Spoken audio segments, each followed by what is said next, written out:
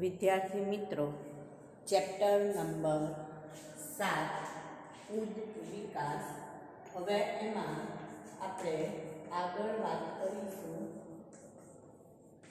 તો પહેલો આપણે એક ડાર્વિનવાદની વાત કરી ગયા. ડાર્વિનવાદ પછી હવે આપણે વાત કરીશું લેમાર્કવાદની વાત કરી ગયા. હવે ત્રીજો વાદ આપણે વાત કરીએ છીએ ધ વ્રીશવાદ અથવા તો યુગો ધ વ્રીશવાદ. પહેલો ડાર્વિનવાદ, બીજો લેમાર્કવાદ અને હવે ત્રીજો આવશે યુગો ધ વ્રીશવાદ. તો હવે આની અંદર આને વિકૃતિવાદ તરીકે પણ ઓળખી શકાય. કયો વાદ? વિકૃતિવાદ.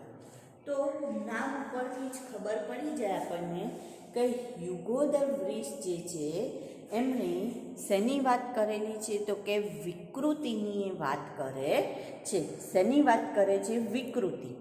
તો યુગો ધ વ્રીશનું માનવું એવું હતું કે ઉદ્વિકાસનું જે કારણ છે એ મુખ્ય કારણ શું છે? તો કે વિકૃતિ. ઉદ્વિકાસનું મુખ્ય કારણ શું છે? વિકૃતિ. કે વિકૃતિ જ્યારે આવે, વિકૃતિનો મતલબ એવું કહે છે કે કોઈ પણ સજીવોનો જે જાતિનો જથ્થો છે એમાં મોટા જથ્થામાં અથવા તો એક સાથે કંઈક જુદાપણું આવવું, જેને એમણે શું નામ આપ્યું? વિકૃતિ નામ આપ્યું. તો એમના જે કે વસ્તીમાં એકાએક આવતું મોટું જુદાપણું, વસ્તીમાં એકાએક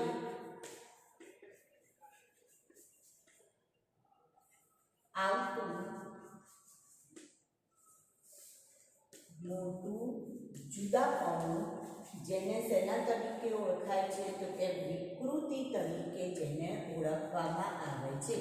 તો ડાર્વિને જે ભિન્નતાની વાત કરી એમાં યુગો ધ વ્રીશે શું કહ્યું કે ડાર્વિન જે ભિન્નતા શબ્દ ના સમજાઈ શક્યા એટલે એમણે કહ્યું કે ભિન્નતા એ કારણ નથી ઉદ્વિકાસનું, પણ ઉદ્વિકાસનું કારણ શું છે? તો કે વસ્તીમાં જે એકાએક જુદાપણું આવે છે એ વિકૃતિ છે અને વિકૃતિના કારણે ઉદ્વિકાસ થાય છે.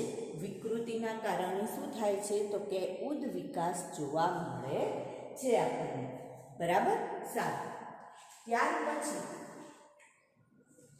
એટલે એમને જે વિકૃતિવાદ જે છે એને મુખ્ય ગણવામાં આવે છે કે વસ્તીમાં એકાએક આવતું જુદાપણું વિકૃતિ, અને વિકૃતિ જ જાતિ નિર્માણનું કારણ છે. વિકૃતિ જાતિ નિર્માણનું કારણ છે. આવું કોણ કહેતું હતું? આવું કોનું મંતવ્ય હતું? વ્રીશનું મંતવ્ય હતું, જેને સેલ્ટેશન તરીકે બતાવ્યું. જેને ધ વ્રીશે કયા શબ્દ તરીકે ઓળખાયું? સેલ્ટેશન. એટલે કે મોટી વિકૃતિ. સેલ્ટેશનનો મતલબ શું થાય? મોટી વિકૃતિ માટેનું એક પગલું. સેલ્ટેશન તરીકે ઓળખાયું. તો ડાર્વિનની જે ભિન્નતાની વાત હતી તેમણે નકારી, અથવા તો ભિન્નતા એ ઉદ્વિકાસનું કારણ નથી, પરંતુ વસ્તીમાં જે એકાએક આવતું જુદાપણું છે તો વિકૃતિ છે, અને વિકૃતિ જ કોનું કારણ છે? તો કે વિકૃતિ જ ઉદ્વિકાસનું કારણ છે. આવું કોણ કહે છે? ધ વ્રીશ કહે છે. વિકૃતિ જ જાતિ નિર્માણનું કારણ છે, જેને ધ વ્રીશે સેલ્ટેશન તરીકે ઓળખાયું. તો આપણે ત્રણ વાતની વાત કરી. પહેલો ડાર્વિનવાદ. ડાર્વિનવાદના મુખ્ય એના બે પાયા આપણે ભણ્યા હતા કે ડાર્વિનવાદ જે છે એમાં મુખ્ય બે બાબતો ઉપર ડાર્વિનવાદ ટકેલો છે. કઈ બે બાબતો પર ડાર્વિનવાદ ટકેલો છે? તો પહેલી બાબત કઈ હતી ડાર્વિનવાદની? તો પહેલી બાબત હતી શાખાકીય અવતરણ અને બીજી બાબત હતી પ્રાકૃતિક પસંદગી. શાખાકીય અવતરણ અને પ્રાકૃતિક પસંદગી. પણ ડાર્વિનના જે એક જ આપણે શું કહીએ છીએ કે ડાર્વિનમાં જે એક ત્રુટિ હતી ડાર્વિનવાદમાં એટલી જ હતી કે એ શું ના સમજાઈ શક્યા આપણને કે ભિન્નતા કેવી રીતે ઉદ્ભવે છે એ બતાવી શક્યા નહીં. ખરેખર જે ડાર્વિનવાદના મુદ્દા હતા ને એમાં એક પ્રાકૃતિક પસંદગીનો મુદ્દો હતો, એક વિપુલ સંતતિનો મુદ્દો હતો અને એક મુદ્દો હતો ભિન્નતા. તો આ ભિન્નતા કેવી રીતે ઉદ્ભવે છે એમને એવું કહ્યું કે ઉદ્વિકાસ માટે ભિન્નતા જવાબદાર છે, પણ ભિન્નતા કેવી રીતે આવી એ જ સમજાઈ શક્યા નહીં. જેમ કે એમણે ચકલીનું ઉદાહરણ લીધું કે જે ગેલોપેગોસ ટાપુ હતો એના ઉપર ફિંચ ચકલી, તો આ ચકલી એક ચકલી બીજી ચકલીથી કેવી રીતના જુદી પડી એ સમજાવી શક્યા નહીં. એટલે કે ભિન્નતા માટેનું કારણ એ ના શોધી શક્યા, એટલે ડાર્વિનવાદની મર્યાદા થઈ ગઈ. ત્યાર પછી આવ્યો લેમાર્કવાદ. તો લેમાર્કે શું કહ્યું કે જે અંગોનો સતત વિકાસ થતો રહેતો હોય તે અંગો, એટલે કે જેનો વપરાશ વધુ હોય તે એ અંગોનો વિકાસ વધુ થાય છે અને જેનો વપરાશ નથી થતો તે અંગોનો વિકાસ થતો નથી. તો આ પણ ખોટું. અને એના માટે એમણે જીરાફનું ઉદાહરણ આપ્યું કે જીરાફની ડોક જે છે લાંબી છે કારણ કે એનો ઉપયોગ એ વધુ કરે છે ઝાડ ઉપરથી પાંદડા કાપવા તોડવા માટે. પણ જો આ મનુષ્યની બાબતમાં કહીએ કે ધારો કે આપણે આંખોનો ઉપયોગ વાંચવા માટે કરીએ છીએ તો જે વધુ વાંચે એની આંખો મોટી થઈ જાય છે? ના, એવું થતું નથી. તો એનો મતલબ લેમાર્કવાદમાં પણ ત્રુટિ સર્જાઈ. પછી આવ્યા હ્યુગો દ વ્રીસ, જેમણે શું આપ્યું? વિકૃતિવાદ. જેમાં એમણે એવું કહ્યું કે વસ્તીમાં જે એકાએક આવતું જુદાપણું છે એ તો વિકૃતિ છે અને એ વિકૃતિ એ જ ઉદ્વિકાસનું કારણ છે. અને એના જ કારણે જે વિકૃતિ સર્જાય છે, વિકૃતિ હંમેશા નુકસાનકારક હોય એવું નથી, વિકૃતિ ક્યારેક ફાયદાકારક પણ હોય. તો જે વિકૃતિ ફાયદાકારક છે ને એના કારણે શું થાય છે તો કે નવી જાતિનો ઉદ્ભવ થાય છે અને એને સાઇટેશન તરીકે પણ એમને ઓળખાવ્યું. તો અહીંયા આ ત્રણ વાદ જે છે એ આપણને ઉદ્વિકાસ બાબતે મળ્યા. તો પહેલું આપણે જ્યારે વાત કરી હતી ત્યારે જુદા જુદા કે ઉદ્વિકાસ માટે જુદા જુદા જે વૈજ્ઞાનિકો હતા કે જે લોકો તત્વચિંતકો હતા એમના મંતવ્યની વાત કરી હતી આપણે.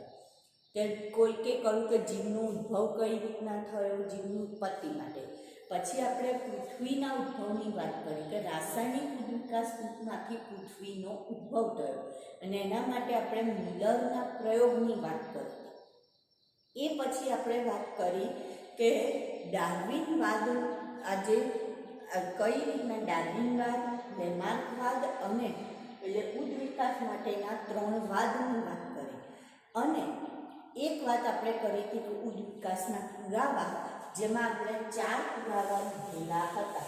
પહેલો પુરાવો કયો લીધો તો આપણે અશ્મિ વિદ્યાનો પુરાવો, બીજો ગર્ભ વિદ્યાનો પુરાવો લીધો, ત્રીજો આપણે રચના સદ્રશ અને કાર્ય સદ્રશ અંગની વાત કરી અને ચોથું આપણે કહ્યું હતું કે પ્રાકૃતિક પસંદગી જે છે એના પણ આપણે શેમાં લઈ શકીએ તો ઉદ્વિકાસના પુરાવામાં લઈએ છીએ. તો આટલા પ્રશ્નોની ચર્ચા કર્યા પછી હવે આપણે ઉદ્વિકાસનો સંક્ષિપ્ત અહેવાલ એની વાત કરીએ છીએ કે ઉદ્વિકાસનો સંક્ષિપ્ત અહેવાલ આપણે કઈ રીતના, એટલે કે જેની અંદર આપણે લઈશું કે કઈ રીતના મત્સ્યનો ઉદ્ભવ થયો, મત્સ્ય, સસ્તન, ઉભયજીવી અને સરીસૃપનો, ઉભયજીવી અને સસ્તનનો ઉદ્ભવ થયો. આ બધાના ઉદ્વિકાસની આપણે વાત કરવાની છે. એના પહેલાં આની આપણે વાત કરીશું. તો પહેલાં આપણે વાત કરીશું મત્સ્ય માટેની વાત કરીએ તો એવું કહે છે કે લગભગ 2000 મિલિયન વર્ષ પહેલા પૃથ્વી ઉપર કોષીય જીવન અસ્તિત્વમાં આવ્યું. કેટલા? 2000 મિલિયન વર્ષ પહેલા શું અસ્તિત્વમાં આવ્યું? પૃથ્વી પર કોષીય જીવન. અને આટલા વર્ષ પહેલા આપણને કોષીય જીવન જોવા મળ્યું. 500 મિલિયન વર્ષ અગાઉ અપૃષ્ઠવંશી ઉદ્ભવ્યા. આમાં બધા વર્ષો જ આવે છે. 500 મિલિયન વર્ષ પહેલા શું અપૃષ્ઠવંશી આપણને જોવા મળે. બરાબર, એમનો ઉદ્ભવ થયો અને સક્રિય થયા. ત્યાર પછી 350 મિલિયન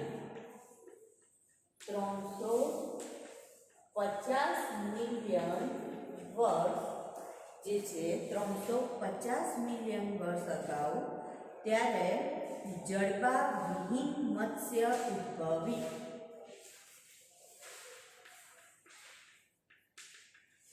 જડબા વિહીન મત્સ્યનો ઉદ્ભવ થયો. બરાબર, આ જડબા વિહીન મત્સ્ય એની સાથે સાથે સમુદ્ર, શેવાળ અને કેટલીક વનસ્પતિ પણ અસ્તિત્વમાં આવી, જે લગભગ 320 મિલિયન વર્ષ પહેલા શું અસ્તિત્વમાં આવ્યું? સમુદ્રી શેવાળ અને વનસ્પતિ. સમુદ્રી શેવાળ અને કેટલીક વનસ્પતિ. હવે આપણને એવું કહે છે કે જમીન ઉપર સૌપ્રથમ વનસ્પતિ જમીન ઉપર આવનાર સજીવ હતા. જમીન ઉપર આવનાર, પાણીમાં નથી કહેતા આપણે. જમીન ઉપર આવનાર પ્રથમ સજીવ કોણ? તો કે વનસ્પતિ. પ્રથમ સજીવ વનસ્પતિ. એટલે જ્યારે મનુષ્યનો ઉદ્ભવ થયો પૃથ્વી પર, ત્યારે જ્યારે પૃથ્વી પર આવે ત્યારે વનસ્પતિ તો પૃથ્વી પર હાજર હતી. બરાબર, સારું. પછી જે ભારે અને મજબૂત મીનપક્ષવાળી માછલી હતી, એ માછલી જમીન ઉપર રહેતી હતી અને જમીન ઉપરથી શું કરતી હતી? તો કે જમીન ઉપરથી પાણીમાં એ પાછી જતી હતી. જે માછલી જમીન ઉપર રહેતી હતી એ જમીન ઉપરથી પાછી ક્યાં જતી રહેતી હતી? પાણીમાં જતી રહેતી હતી. એટલે પહેલા મત્સ્ય એવી જોવા મળી કે જે કેવી હતી? ઉભયજીવી તરીકે એને લેવામાં આવે છે.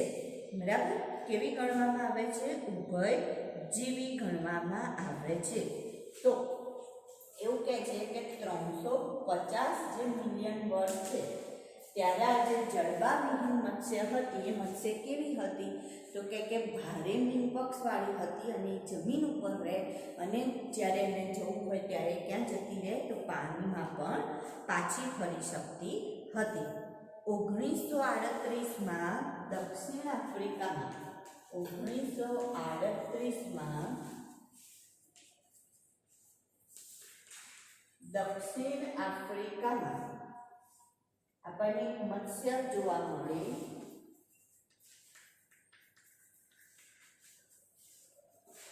જેનું નામ હતું શીલાકાંત. શીલાકાંત, રજનીકાંતની બેન શીલાકાંત મત્સ્ય છે. બરાબર, શીલાકાંત જે અત્યારે શું છે? તો કે લુપ્ત થઈ ગયેલી છે. એ વખતે જોવા મળતી મત્સ્ય હતી, અત્યારે કેવી થઈ ગયેલી છે? તો કે લુપ્ત થઈ ગયેલી છે. 1938માં આપણને દક્ષિણ આફ્રિકામાંથી આવી મત્સ્ય જોવા મળી હતી. અને આવા પ્રાણીઓને લોબ ફિન્સ તરીકે ઓળખવામાં આવે છે. આને શેના તરીકે ઓળખીશું? Lobe fins. જેમાંથી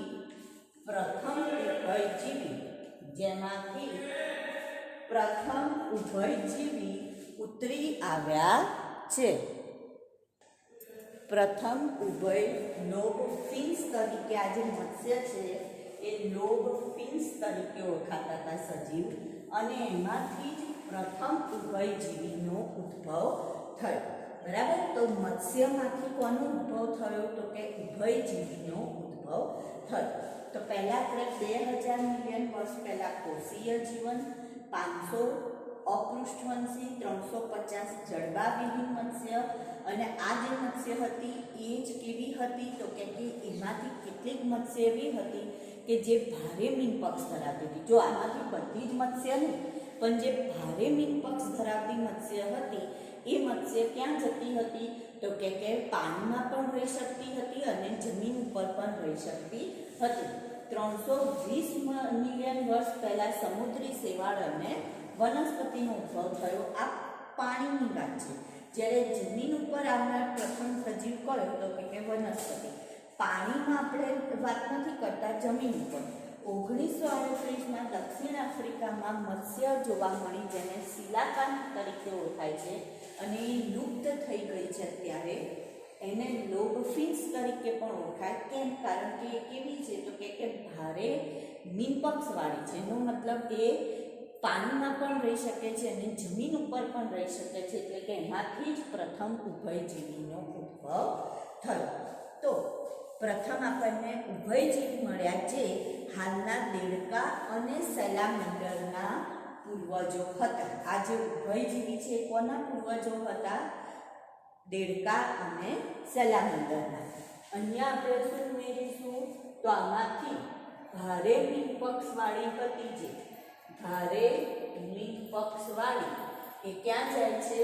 તો એ ઉભયજીવી તરીકે વર્તે છે. એ વાત આપણે અહીંયા ઉમેરીશું. બરાબર.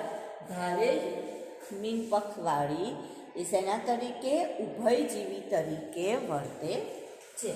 હવે આ જે છે પ્રથમ ઉભયજીવી, તો ઉભયજીવીમાં આપણે કયું ઉદાહરણ લઈશું? તો દેડકા અને સેલામંડર એમના શું હતા? પૂર્વજો હતા. આ જે ઉભયજીવી હતા એમના પૂર્વજો હતા. આ લોબફિન્સ એમના શું હતા? પૂર્વજો. લોબફિન્સ સજીવ એ એમના પૂર્વજો હતા. હવે જે ઉભયજીવી છે એ ઉભયજીવીમાંથી સરીસૃપ ઉતરી આવે. ઉભયજીવીમાંથી કોણ ઉતરી આવ્યું? ઉભયજીવીમાંથી સરીસૃપ. બરાબર. આ સરીસૃપ એ જાડા કવચવાળા સરીસૃપ જે છે એ સરીસૃપ જાડા કવચવાળા ઈંડા મૂકતા હતા. શું મૂકતા હતા? ઈંડા. સરીસૃપ જાડા કવચવાળા ઈંડા મૂકતા હતા, જે ઉભયજીવીના ઈંડાની જેમ સૂર્યપ્રકાશમાં સુકાઈ જતા નહોતા. એટલે અહીંયા જાડું કવચવાળું ઈંડું હતું, જ્યારે ઉભયજીવીના જે ઈંડા હતા એ સૂર્યપ્રકાશમાં શું થતા હતા? સુકાઈ જતા હતા. તો હવે ઉભયજીવીમાંથી સરીસૃપ બન્યા તો એમનામાં કંઈક જુદાપણું હોય. તો શું જુદાપણું હતું? તો કે એમના ઈંડા કેવા હતા? જાડા કવચવાળા, એટલે સૂર્યપ્રકાશમાં સુકાતા નહોતા. જે સૂર્યપ્રકાશમાં સુકાતા નહોતા. જ્યારે ઉભયજીવીના ઈંડા શું હતા? તો કે એ સૂર્યપ્રકાશમાં સુકાઈ જતા હતા. બરાબર. તો એનો મતલબ ઉભયજીવીમાંથી કોનો વિકાસ થયો? તો કે સરીસૃપ ઉતરી આવ્યા છે, જેમાં કાચબા, કશ્યપ અને મગર એના ઉદાહરણ. સરીસૃપમાં ઉદાહરણ કયા લઈશું આપણે? કાચબા, કશ્યપ અને મગરનો સમાવેશ કરવામાં આવે છે. પછી પાછું ફરીથી વર્ષની વાત આવે છે કે 200 મિલિયન વર્ષ પહેલાંની વાત આવે છે. તો ત્યારે એમ કે આવા સરીસૃપ પૃથ્વી પર પ્રભાવી રહ્યા ત્યાં સુધી, બરાબર, કેટલા વર્ષો સુધી? 200 મિલિયન વર્ષ સુધી. કોણ પ્રભાવી રહ્યું? તો કે સરીસૃપ પ્રભાવી રહ્યા. કેટલા? 200 મિલિયન વર્ષ સુધી સરીસૃપ પ્રભાવી રહ્યા. ત્યાર પછી ત્રિઅંગી વનસ્પતિનો જમાનો આવ્યો. બધાના જમાના બદલાતા ગયા. જેમ આપણે આમાં જોઈએ છીએ ને હીરો હિરોઈન, તેમના જમાના કેવા બદલાતા ગયા છે. તો એવી રીતના કે અમિતાભ બચ્ચનનો સમય હતો, પછી શાહરુખ ખાનનો આવે, એવી રીતના સલમાન ખાનના બધા એક પછી પિક્ચરો, ગોવિંદાના, તો એવી રીતના અહીંયા ત્રિઅંગી વનસ્પતિનો જમાનો આવ્યો. એટલે ત્રિઅંગી વનસ્પતિ, પણ ત્યાર પછી ત્રિઅંગી પણ શેમાં ભળી ગઈ? તો કે કોલસાના ભંડાર બની ગઈ. શેમાં ભળી ગઈ? ત્રિઅંગી વનસ્પતિનો ઉદ્ભવ પણ પછીથી એ શેમાં પરિણમી? તો કે એ કોલસાના ભંડારમાં પરિણમે છે. શેમાં પરિણમે છે? કોલસાના ભંડારમાં પરિણમે. એનાથી આગળ જો આપણે વાત કરીએ તો પછીનો જમીન ઉપર રહેવાવાળા સરીસૃપમાં ઉદાહરણ લઈશું ડાયનાસોર. જમીન ઉપર રહેનારા સરીસૃપ, જમીન ઉપર રહેનારા સરીસૃપ, તો એનું ઉદાહરણ શું છે? તો કે ડાયનાસોર. હવે આ જે ડાયનાસોર છે ને એ ધીરે ધીરે લુપ્ત થઈ ગયા. તો એનું કારણ શું હોઈ શકે? તો કે એનું કારણ આબોહવા હોઈ શકે, એમને ફૂડ ના મળ્યું, ખોરાક ના મળ્યો, એ પણ એક કારણ હોઈ શકે. અને જે સૌથી મોટો ડાયનોસોર હતો, જે લગભગ 20 ફૂટ ઊંચાઈ ધરાવતો હતો, એનું નામ હતું ટાયરેનોસોરસ રેક્સ. અને એના પરથી ટી-રેક્સ પિક્ચર બની ગયું.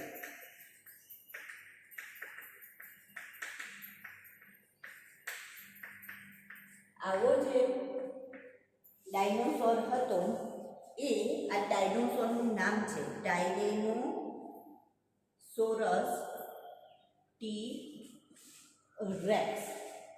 અહીંયા ય લઈશું ટાયરેનોસોરસ રેક્સ, જે 20 ફૂટ ઊંચો ડાયનોસોર હતો. બરાબર. આ જે તમે ટી-રેક્સ પિક્ચર જોયું હોય ને, તો આ 3D પિક્ચરમાં આપણે હતું. શેની અંદર?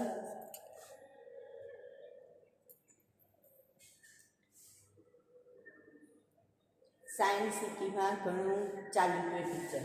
તો ટાયરેનોસોરસ રેક્સ 20 ફૂટ ઊંચો ડાયનોસોર હતો, પણ લગભગ એમ કે 65 મિલિયન વર્ષ પૂર્વે એકાએક પૃથ્વી પરથી એ બધા શું થઈ ગયા? ગાયબ થઈ ગયા. ત્યારે 65 મિલિયન વર્ષ પૂર્વે લુપ્ત થતા ગયા ડાયનોસોર શું થઈ ગયા? લુપ્ત થઈ ગયા, અદ્રશ્ય થઈ ગયા.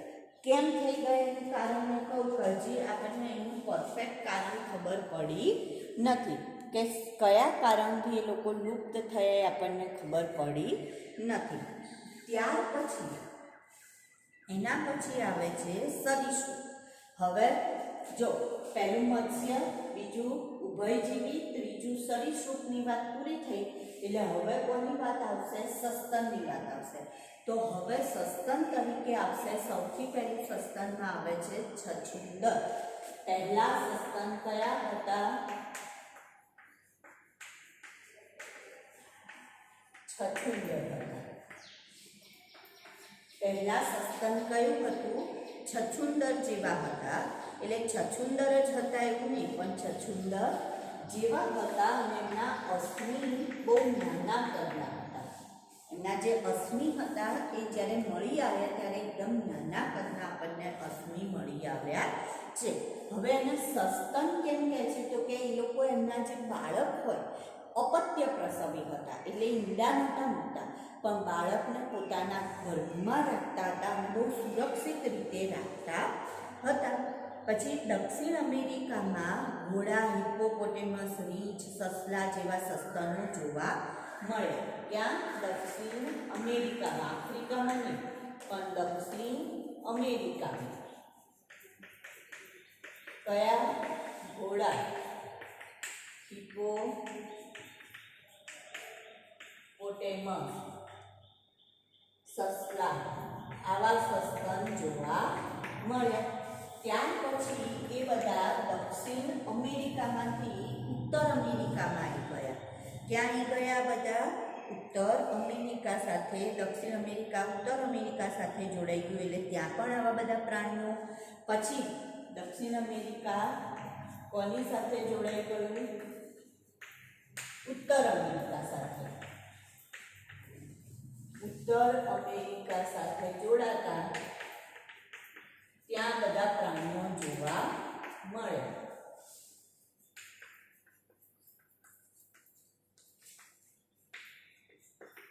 પછી ઓસ્ટ્રેલિયાની વાત કરીએ તો ત્યાં કોથળીધારી પ્રાણીઓ જોવા મળ્યા, જે આપણે માર્સુપિયલ કહીએ છીએ.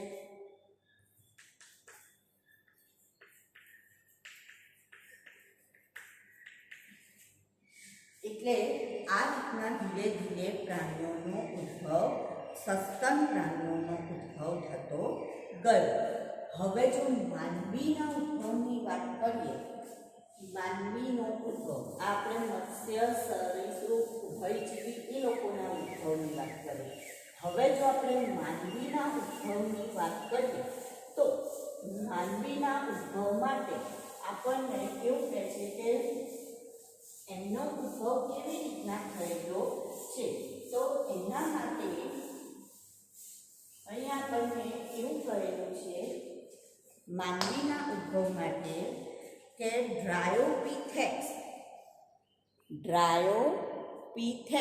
અને રામાપિથેક્સ 15 મિલિયન વર્ષ પૂર્વે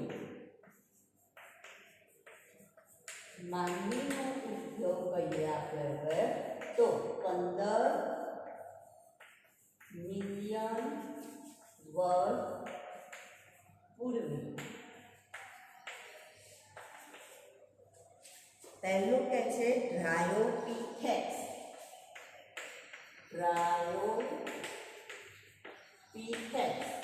અને બીજું કે છે રામાપિથેક્સ. આ બે જે છે ડ્રાયોપિથેક્સ અને રામાપિથેક્સ નામના પ્રાઇમેટ અસ્તિત્વમાં આવે. આ બંને શું છે તો કે પ્રાઇમેટ અસ્તિત્વમાં આવે. હવે આ લોકો વાળ ધરાવતા હતા, શરીર ઉપર રૂંવાટી હતી, બરાબર, સ્તન ગ્રંથિ ધરાવતા હતા, રૂંવાટી ધરાવતા હતા, સ્તન ગ્રંથિ ધરાવતા હતા અને ગોરીલા તથા ચિમ્પાન્જીની જેમ ચાલતા હતા. હવે આમાંથી જે રામાપિથેક્સ છે એ વધારે કોને મળતું આવતું હતું તો કે વધુ માનવને મળતું આવતું હતું, જ્યારે ડ્રાયોપિથેક્સ એ કોને મળતું આવતું હતું તો કે વધુ એટલે કે જે વાનર હોય એને મળતા આવતા હતા. પછી ધીરે ધીરે 3 થી 4 મિલિયન વર્ષ પૂર્વે પૂર્વી આફ્રિકામાં 3 થી 4 મિલિયન વર્ષ પૂર્વે પૂર્વ આફ્રિકામાં એટલે દક્ષિણ આફ્રિકામાં માણસ જેવો મળી આવ્યો, જે લગભગ 4 ફૂટથી ઊંચા ન હતા, બરાબર, 4 ફૂટથી ઊંચા ન હતા તેવા પ્રાઇમેટ મળે. 4 ફૂટથી ઊંચા ન હોય તેવા પ્રાઇમેટ મળે. પછી આ 3 થી 4 મિલિયન વર્ષ પહેલાની વાત છે. પછી 2 મિલિયન વર્ષ પહેલા ઓસ્ટ્રેલોપિથિક 2 વર્ષ પહેલા પૂર્વ આફ્રિકામાં જ ઓસ્ટ્રેલોપિથેસીન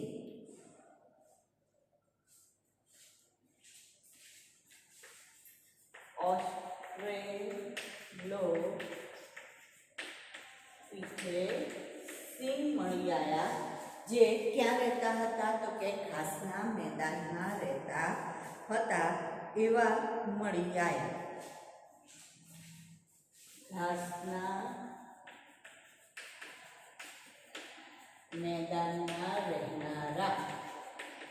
હવે આ જે હતા ને એ શું કહે છે તો કે એ લોકો માંસાહારી ન હતા, માંસાહારી હતા નહીં, બરાબર. અને એમને શેના તરીકે ઓળખવામાં આવ્યા તો કે હોમો હેબિલિસ તરીકે ઓળખવામાં આવ્યા. આને શું નામ આપ્યું? હોમો હેબિલિસ. વૈજ્ઞાનિક નામ આપ્યું હોમો હેબિલિસ. મગજની ક્ષમતા, જેમના મગજની ક્ષમતા હતી એ 650 થી 800 સીસીની વચ્ચે હતી. 650 થી 800 સીસી આટલી એમની મગજ ક્ષમતા હતી. ઓસ્ટ્રેલોપિથેસીન. ત્યાર પછી 1891માં જાવામાંથી અસ્થિ મળ્યું, જેને હોમો ઇરેક્ટસ કીધું. 1891 જાવામાંથી અસ્થિ મળ્યું, એ અસ્થિને શું નામ આપ્યું? હોમો ઇરેક્ટસ. જો પહેલું હોમો હેબિલિસ, પછી આવ્યું હોમો ઇરેક્ટસ. શું નામ આપ્યું? હોમો ઇરેક્ટસ, જેના મગજની ક્ષમતા કેટલી હતી તો 900 સીસી. અને પણ માંસ ખાતા હતા નહીં. મગજ ક્ષમતા 900 સીસીની મગજ ક્ષમતા હતી. પછી આવ્યો નિએન્ડરથલ માનવ.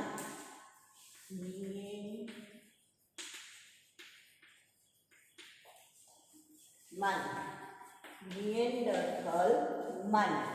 હવે આ જે માનવ હતો એની મગજ ક્ષમતા કેટલી હતી તો કે 1400 સીસીની હતી. કેટલી? 1400 સીસી.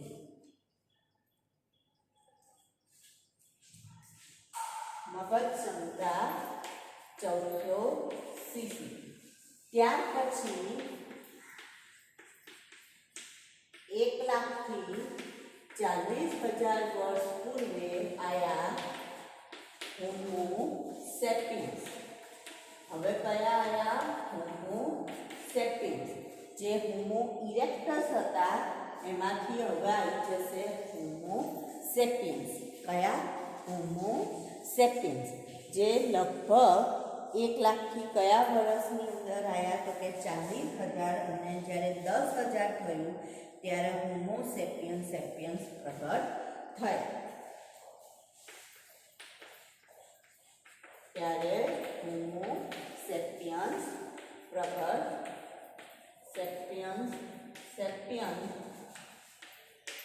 થયા. અને એ જ વખતે કૃષિનો પણ ઉદ્ભવ થયો. કૃષિનો પણ શું થયો? ઉદ્ભવ થયો. અને એના આધારે માનવીનો ઉદ્ભવ અથવા વિકાસ થયેલો છે એવું માનવામાં આવે છે.